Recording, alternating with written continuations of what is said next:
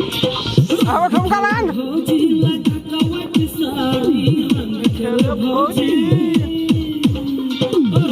खेले भौजी लगा कवट सारी भैया खेले होली होला का पिचकार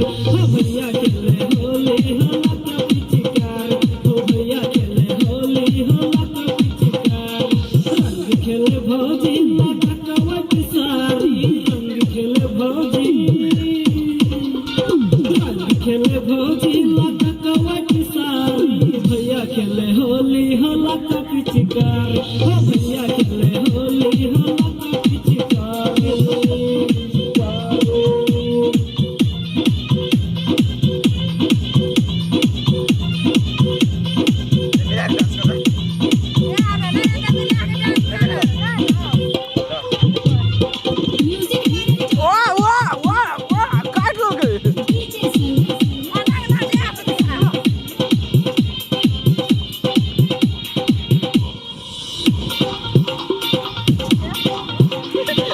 भौजी हो भांग के नशा में भांग के नशा में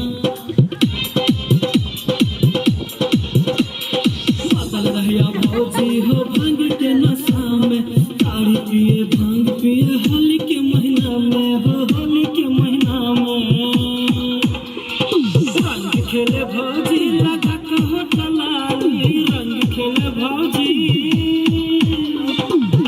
खेले भौजी लगा कवट सारी भैया खेले होली होला का पिचकारी भैया